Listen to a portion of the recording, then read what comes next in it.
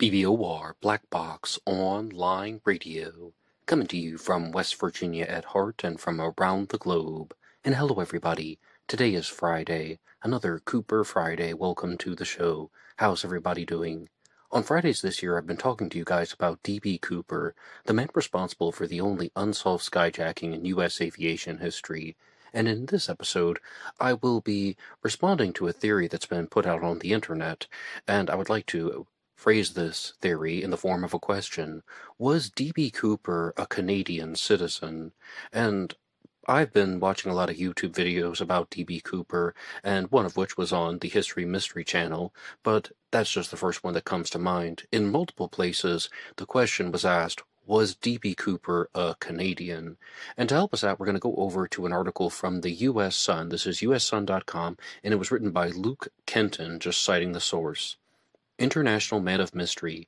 D.B. Cooper could have been a French-Canadian.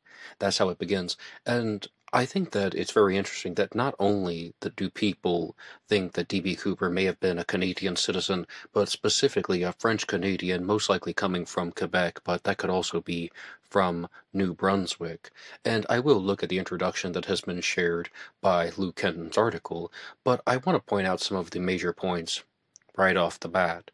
Some of the reasons on History Mystery why they're asking this question, or why they get curious about D.B. Cooper's Canadian heritage, could be that D.B. Cooper was the man who hijacked a plane with a bomb, demanded $200,000, but he specified that he wanted American currency, and that would be a very bizarre thing for an American to say, and this is one that I do agree with that individual point. I think that is something that would be very unusual for an American to say. The second point would be that D.B. Cooper didn't actually use the name D.B. Cooper. He used the name Dan Cooper, and Dan Cooper was the name of a comic book character that was from the Belgian comics. It was a Belgian comic that was written in the French language, and Canada is a bilingual country. Not only do we have Quebec and New Brunswick that have French as the language of the provinces, and Quebec has French and New Brunswick is a bilingual province, but all of Canada is also recognized as a bilingual country, and they use lots of French subtitles, someone who would have had exposure to this outside of the English-speaking world. And more importantly, D.B. Cooper was not reported to have had any specific regional accent, although maybe something in relation to the Midwest. But overall, though, it appears that there wasn't anything that was immediately noticeable about D.B. Cooper's accent when he was talking to the flight attendants on the plane. Now, the Canadian accent and the American accent, American meaning from the United States, can be often interchangeable. Some people think they sound the same, or especially if they're not expecting to listen to someone from Canada. I'll just get to the heart and soul of that one. Some Canadians sound just like Americans from the continental U.S., and vice versa. So those are some points, but I would like to go back to the article that was written by Luke Kenton here. On November 24th of 1971, a smartly dressed man identifying himself as Dan Cooper hijacked Northwest Airlines Flight 305 above the skies of Portland and parachuted out at 10,000 feet with $200,000 strapped to his waist, never to be seen again. A French-language comic book series may hold a key to helping identify the infamous D.B. Cooper, and a retired FBI agent has worked the case and he believes that this is true. The hijacker gave the name Dan Cooper but became known as D.B. Cooper after a reporter mistyped his name in an early news article and the error stuck. Well, I don't think that that's completely accurate. D.B. Cooper was a real person, and he was one of the people who was investigated early on, and his name was the one that was mixed up, so I don't think it's a mistyping. I think that it's getting the wrong name. It's almost just somebody switched the two of them, but he used the name Dan Cooper on the plane. The identity of Cooper and whether or not he survived his daring jump from the Boeing 727 remains a mystery 52 years on. Retired FBI agent Larry Carr, who spearheaded the Cooper probe between 2007 and 2010, believes the key to unmasking this infamous crook may lie in the 1960s-era French-language comic book that Cooper appeared to have taken inspiration from. The comic followed the adventures of a Royal Canadian Air Force test pilot and space traveler named Dan Cooper. The real Cooper would later become known as D.B. Cooper after a reporter misspelled his name. I've already talked about that. On the cover of one of the issues of the comic that was created by the Belgian cartoonist Albert Weinberg, which was sold only in Europe and French Canada, shortly before Cooper hijacked Flight 305, the Canadian action hero is shown parachuting from an aircraft. And this is something that comes up in a lot of D.B. Cooper circles. Yes, he used the name Dan Cooper. There's a French-language comic book character named Dan Cooper. The comic was translated, but in 1971 it was exclusively in French. Additionally, in another perceived parallel, one of the comics included a storyline about a ransom being delivered in a knapsack, again mirroring the real-life hijacking. The Dan Cooper comics were never translated into English and never sold in America. Carr believes the hijacker may have been inspired by the Dan Cooper series and chosen his alias as a nod to the fictional character. The agent worked with the theory that D.B. Cooper was either a French-Canadian or possibly lived or served overseas in Belgium with the U.S. Air Force. Well, those are two extremely different things. I mean, on the one hand, you're like, well, maybe he was a French Canadian. On the other hand, maybe he's somebody who was in Europe. And I know it says that he was someone who was with the United States Air Force stationed abroad in Belgium, also France. I'll talk about that later on. But I mean, this is really getting very wide when you actually think about that type of mindset. You know, why would you just limit yourself to being French-Canadian or somebody who served with the Air Force and was stationed in Belgium? Well, how about Americans who lived in France? How about Americans who lived in other French-speaking countries like Switzerland, for example, or an American who even went to Canada? So, I mean, I'm gonna keep reading the article before I do all of the pushback. It was an interesting point that in the tens of thousands of agents and analysts who looked into this case, none of them ever found the comic book connection, Carr told the U.S. Sun. I kind of ran into the idea that he may have been French-Canadian or stationed in Belgium overseas. All types of coincidences occur in cases like these, some that you can't believe that can happen, so yes, it is merely a coincidence. But it could also be a strong lead. It could just as easily be the case that it's linked, and that it's a strong clue to help identify who this man was. Cooper's hostages did not report hearing the speaker use any type of distinctive accent, but a strange phrase was used by Cooper while demanding his ransom. That was that Cooper requested negotiable American currency, which was a non-typical phrase in American English. As I said, I completely agree with that. I know I just gave some kind of skeptical forms of doubt, but I completely agree that that's some bizarre thing for an American to say. That would create the cause for suspicion. In 2011, a Cooper research task force that had access to the FBI files noted that the Dan Cooper comic was only published in French. At the time, and that's my own interjection, at the time, making Cooper's unusual request very interesting. Since no American citizen would use those terms, negotiable American currency, it suggests that Cooper was not originally from this country. Now, I wanted to keep going with this, but I can't stay silent on that. Let me just read that for you again, and this is what it says. Since no American citizen would use those terms, negotiable American currency, it suggests that Cooper was not originally from this country. Now, how did you get to that conclusion? There is, on the one hand, you can be suspicious about that. That seems like a bizarre thing to say. Just on that statement alone, no American would ever do that? Absolutely not. One thing that I've learned talking about true crime cases here on Black Box Online Radio is sometimes people do weird things. And what's my favorite saying? Being weird is not a crime. And the reason why that is my favorite saying is because just because you see some type of behavior that doesn't make a lot of sense to you immediately, it is not significant of this giant factor conclusion that, oh yeah, well, D.B. Cooper said negotiable American currency, therefore he's Canadian. I mean, Are you for real? Yes, somebody could have done that. Here's an explanation. What if the person was playing a part? Like I've talked about this in some previous episodes about the James Bond complex. Like somebody is pretending to be someone that they're not. Most people believe that D.B. Cooper was using the alias Dan Cooper and that wasn't his legal name, right? Most people believe that Dan Cooper was not the legal name of the skyjacker, right? Therefore, he's playing a part already. Was he saying things that would have been out of character for him? And I mean, something like that can just come to mind. It's not in my normal speech pattern, sure, but just because you heard that phrase, it doesn't immediately mean that D.B. Cooper was a European or a Canadian, or that he was Australian or anything of the sorts. There's not enough information to say that no American would ever say that. I told you I was suspicious about it, but there's a difference between a suspicion and an absolute fact. And as I said, I've explored a lot of different cases here on Black Box Online Radio. Two of them would be the Zodiac Killer mystery and Jack the Ripper. And I talk about the Zodiac Killer on Mondays and Jack the Ripper on Wednesdays. And you guys are listening to Cooper Friday now here on Black Box Online Radio. And if you want to follow along with all of these true crime discussions, you can hit the like button and subscribe. It really helps out the channel. And you can also go through some of the links in the description box. One of them is for BuyMeACoffee.com. BuyMeACoffee.com/BlackBoxNed88 allows you to make a donation or a contribution to help support the show, and anybody who makes a donation will get a shout out on Zodiac Monday. Okay, so I want to go back to this article here.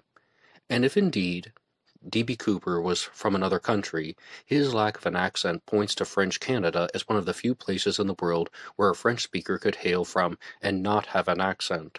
Franco-Manitobans, the Franco-Albertans, and possibly the Franco-Ontarians are most likely to have both a good command of French and no discernible accent when speaking English, since French Canadians living outside of Quebec live in a predominantly Anglophone environment. Okay, so I know there are a few Canadian listeners to this program, and if you are a Canadian, you are probably thinking of something immediately.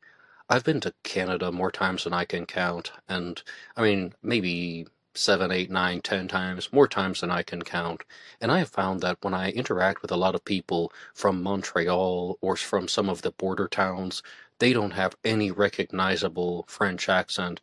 And the farther I go north into Quebec, that's when the hard pronunciation in English, like even if someone is fluent in the English language, they would have a hard noticeable French accent. But lots of people in Montreal, firstly, can speak English with a standard North American accent, and you wouldn't necessarily even know that they are Canadian until they tell you. I mean, to my West Virginia ears.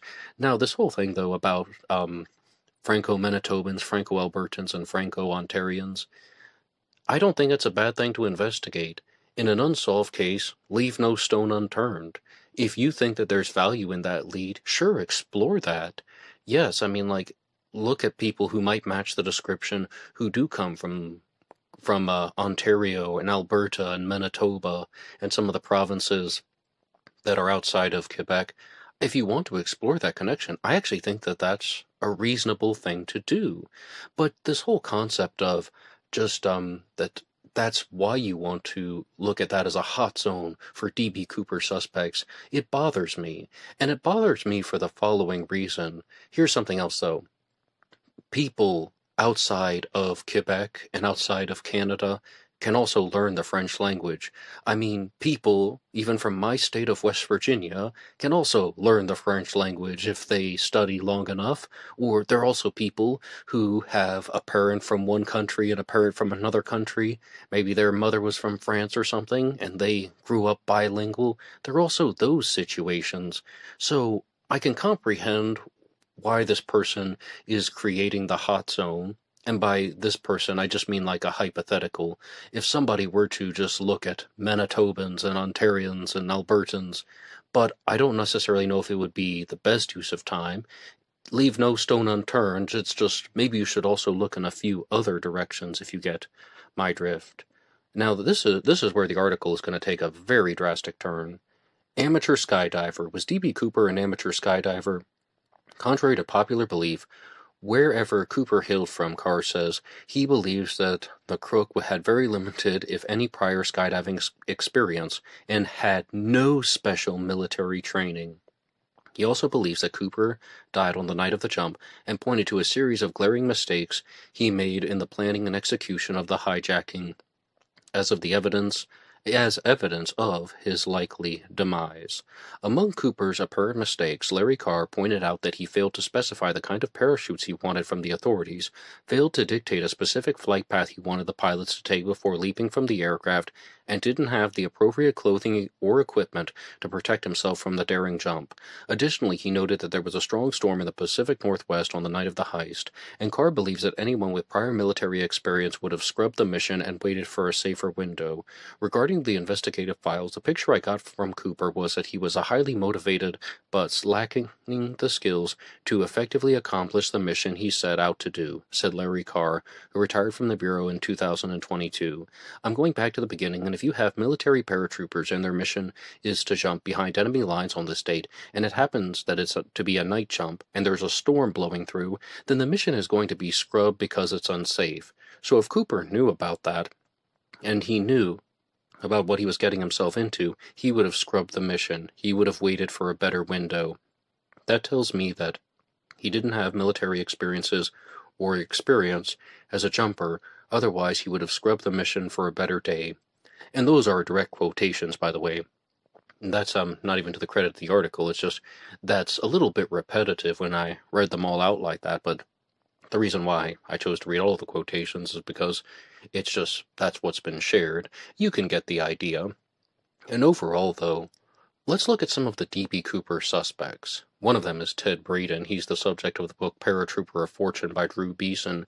And Ted Braden was described as somebody who would have gone through with this, because Ted Braden was in a Vietnam vet, special ops. He was ex-CIA. And he was also a mercenary who left Vietnam to go fight and work in the Congo. And Ted Braden was described as somebody who had a death wish partnered with an iron will to live. And that sounds exactly like what they're talking about with these conditions for the jump. D.B. Cooper would have jumped into cloud cover at night. And this is another point, though, that becomes very difficult to pinpoint, and that is that okay, if he's jumping into cloud cover at night, all of these theories that people have about D.B. Cooper's plans on the ground, I will give credit to this article, and I'll give credit to Larry Carr for that it would be extremely difficult to pinpoint exactly how D.B. Cooper would have arranged a successful plan on the ground. He could have conceived it in his mind, but to have arranged a successful plan on the ground when everything he would have done from the jump would have been based on estimations. No matter how well he is, he's not using some type of computerized electronic tracking device. He didn't have a laptop open in 1971. That type of technology didn't exist yet. So I think that this is something that would have been a very big challenge. But it just begs the question of, if D.B. Cooper jumped out of the plane and he didn't survive the jump, then where did he end up? And one program that I was also listening to and watching is the Cooper Vortex, hosted by Darren Schaefer. It is my new favorite show. And just earlier today, I was listening to an episode that was done where he interviewed Bruce Smith and Nick Broughton, also known as Nicky B. And they were talking about this, just saying that, okay, some people have this theory that D.B. Cooper jumped out of the plane. Well, if he died, why didn't anyone find the remains? Why didn't anybody find the parachute or the money or the briefcase that could have had the bomb in it? I mean, they found 3 bundles of bills at Tina Bar in 1980, but aside from that, well, where is D.B. Cooper? And one theory that sounds like Larry Carr would endorse is that D.B. Cooper landed somewhere over the Pacific Northwest. Maybe he didn't even get his parachute open, and he landed in some spot in the forest, and he just ended up in a crater that nobody has discovered yet. I have a lot of trouble believing and accepting this, because it just comes down to the fact that they haven't found any physical remains. They didn't find the body. They didn't find the parachutes. They didn't find the briefcase. And you would think if D.B. Cooper passed away, and wasn't able to get the parachute open like the way that some people from the FBI theorize, then wouldn't some other form of debris been blown open by the winds, like the briefcase would have been dislodged and that would have ended up in a different part of the Pacific Northwest. And I'm just guessing at that point. Those are just some guesses. But I think that there's just insufficient physical evidence to say that D.B. Cooper died. And there also is something else I want to talk about in relation to this Canadian theory, and that is that the overwhelming majority of suspects that I've talked about on Cooper Friday and in the suspect profile episodes are not Canadian, they are American. And at this point, I just want to share something and my own personal take on the subject, and if you've listened this far into the episode, I think you can tell where I stand. I don't like this Canadian theory at all. I don't like this idea that D.B. Cooper was a French Canadian. It's possible, but I think that it's just trying to force the evidence into a corner, and it's making assumptions, and it's examining the information, not exactly with a microscope, but just kind of poking in the dark blindly and just saying, oh, well, I think this is what I found. Like somebody used that expression once. I heard it on the channel Oak Leaves and Onions. Someone who's in a dark room and then closes their eyes anyway, and they're trying to feel around for something, but they don't know what shape it is. That's what I think this Canadian theory is, that someone's just trying to make some type of excuse or to fit the evidence. And it's not the worst theory in the world.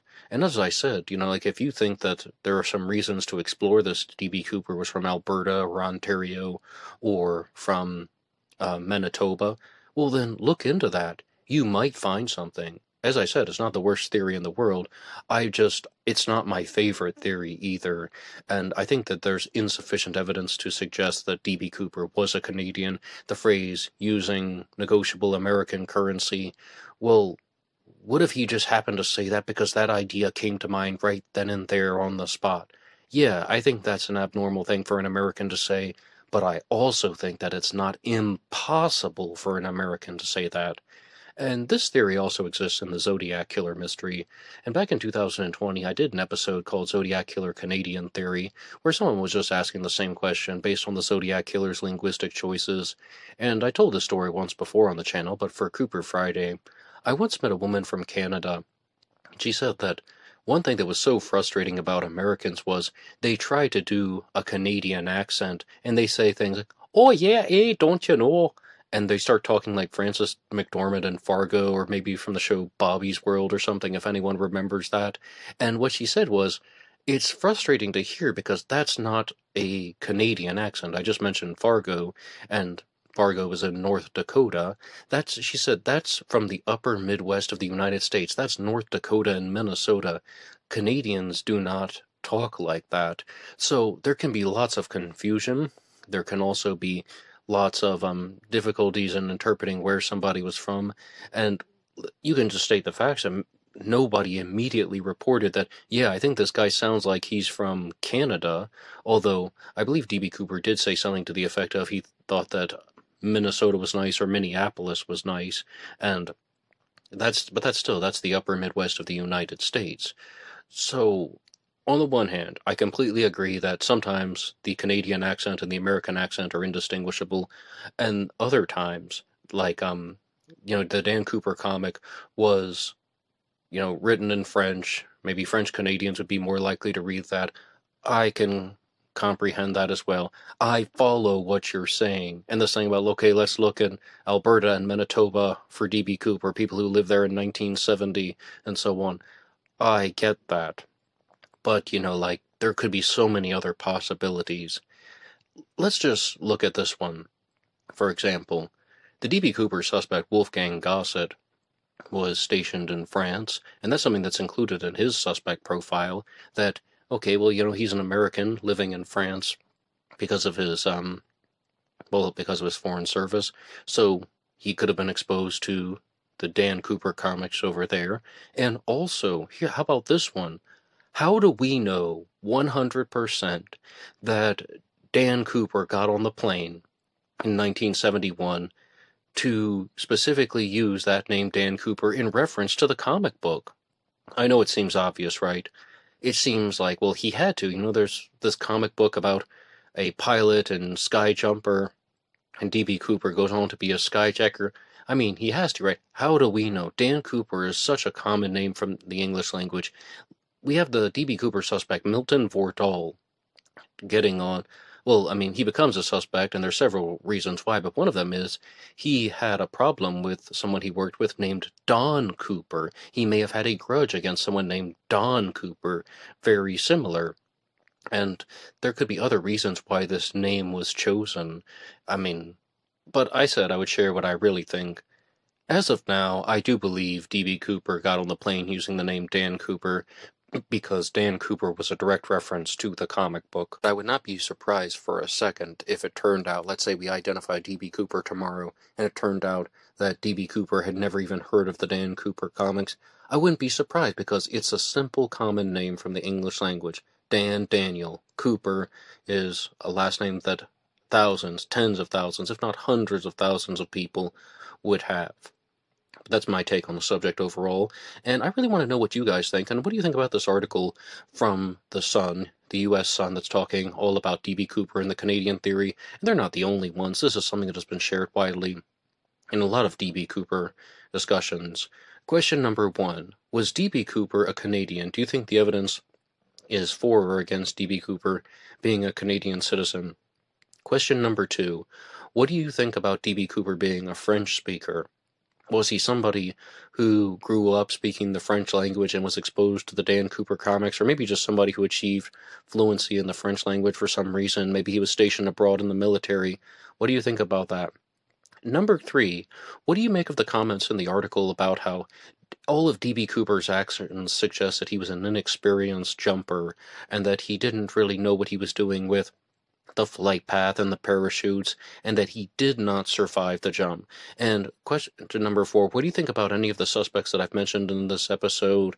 Ted Braden, Milton Vordahl, Wolfgang Gossett. I have standalone episodes on all of them if you would like to check those out, and there's a lot of great stuff over on the Cooper Vortex, hosted by Darren Schaefer, and I've been going through a lot of his different interviews, and I think it's so valuable when he brings people on the show, and he's asking them questions to hear what they think, as opposed to some confrontational interviews where it's just about fighting with people and debating, as opposed to just asking questions for clarity, getting to know what somebody's theory is. I mean, even before the debate happens, you have to know what the person is saying. To debate someone, you have to understand them, but the focus of the program seems mostly just getting people to reveal more information, explore the different layers of their theory, because theories in the D.B. Cooper case aren't encapsulated in a 2-minute explanation. I mean, people are going to share all of the reasons, years of research that they've done into this, their attempts to solve this mystery. And if you have any observations or requests for future episodes, you can put your ideas in the comment section down below. I would love to read them. Maybe they will be worked into a future episode of Black Box Online Radio. And for the summer of this year, I will be going live on Tuesdays and Thursdays.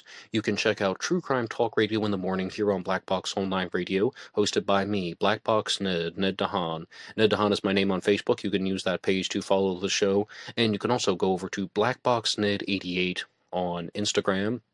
I release shorts and reels on Facebook, Instagram, and YouTube Monday through Friday, and I already told you guys about Zodiac Monday, Ripper Wednesday, and Cooper Friday. Lots of content here on Black Box Online Radio exploring different true crime cases and stories, and that will be all for me now. And if you would like to send larger things like attachments, you can use BlackBoxOnlineRadio at AOL.com, and there are lots of links in the description box that you can visit, and I will see you on Monday talking about the Zodiac Killer. Until next time.